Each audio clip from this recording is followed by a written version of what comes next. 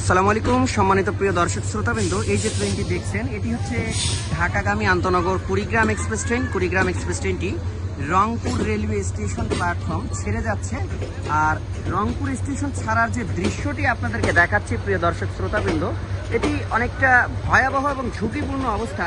যে দেখুন, ট্রেনের 14টি বগি রয়েছে, 14টি বগির উপরেই কি পরিমাণ যাত্রী চাপ রয়েছে এবং কোনো বগিরই ছাদ কিন্তু ফাঁকা নেই, সেই সাথে ভিতরেও ঠাসাঠাসি করে যাত্রীরা কিন্তু ভ্রমণ করছেন। প্রিয় দর্শক শ্রোতাবৃন্দ, আমরা আপনাদেরকে সরাসরি এই মুহূর্তে রংপুর রেলওয়ে স্টেশন প্ল্যাটফর্ম থেকে দেখানোর চেষ্টা করছি যে ট্রেনটি কুড়িগ্রাম থেকে ছেড়ে এসেছিল এবং ঢাকার উদ্দেশ্যে কিন্তু রংপুর রেলওয়ে স্টেশন এইমাত্র ছেড়ে যাচ্ছে।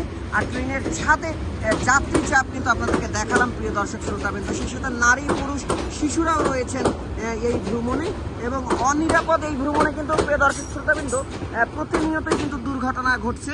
এরপরও কিন্তু যাত্রীরা সচেতন হচ্ছেন না এবং তারা ট্রেনে কিন্তু ট্রেনের ছাদের উপরে ভ্রমণ করছেন। আমরা একজন যাত্রীর সাথেও কথা বলেছিলাম, তারা বলেছিল ট্রেনের ভিতরে আসন না পাওয়ায় তারা বাধ্য হচ্ছেন যে ট্রেনের ছাদে ভ্রমণ করার জন্য। এই ছিল রংপুর রেলওয়ে স্টেশন থেকে সর্বশেষ পরিস্থিতি জানাচ্ছিলাম।